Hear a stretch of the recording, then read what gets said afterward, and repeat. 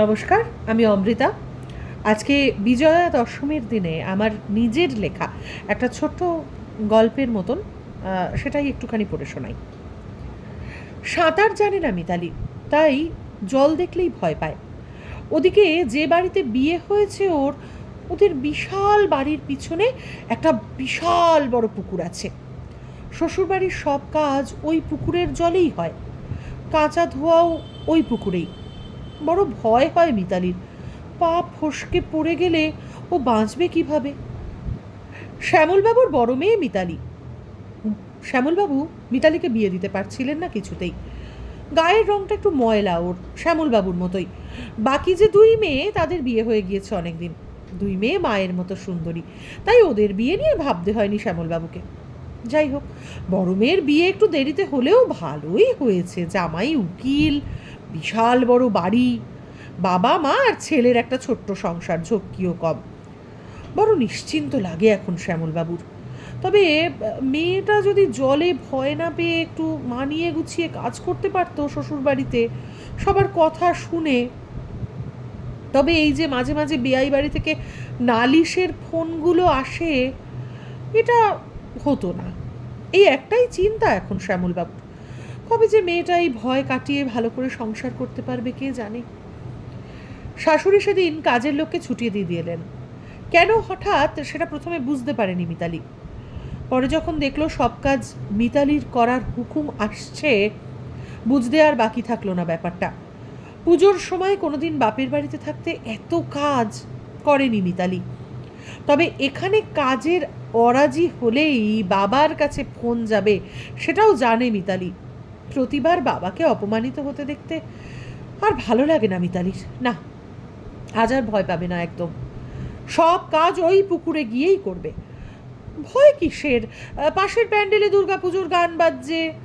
আজ বিজয়া দশমী, ওই গান শুনতে শুনতে ঠিক সব কাজ করে ফেলবে, একদম ভয় লাগবে না। দুপুর 1টা নাগাদ শ্যামলবাবুর মোবাইলটা বেজে উঠল। শ্যামলবাবু ফোনের ওপর চোখ বুলিয়েই ভীত হলেন। আবার মিতালির শ্বশুরের ফোন। কি জানি মেয়েটা আজ আবার কি কাণ্ড করলো। আর ভালো লাগে না রোজ রোজ এই অপমান শুনতে। মনে মনে মিতালির ওপর একটু বিরক্তই হয়ে ফোনটা ধরলেন শ্যামলবাবু। হ্যালো, আপনাকে এক্ষুনি একবার আসতে হবে এখানে, ভারী গলায় বললেন মিতালির শ্বশুর। মানে কেন বিআই মশাই? মেয়েটা কি বাড়াবাড়ি কিছু করে ফেলেছে?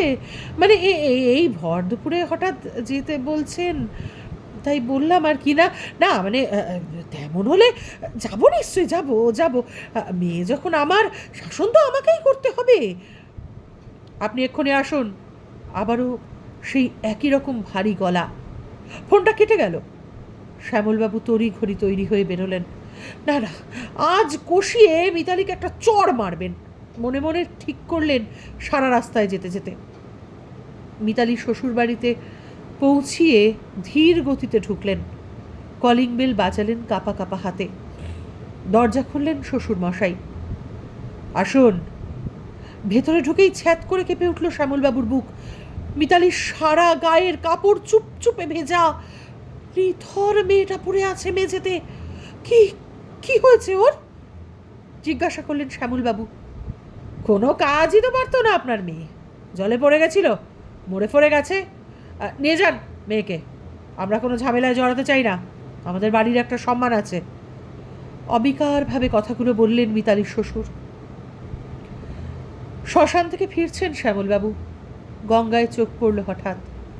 একটা প্রতিমার বিসর্জন হলো।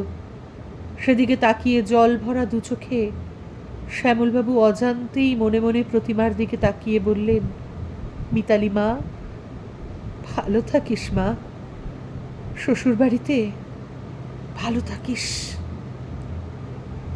নমস্কার।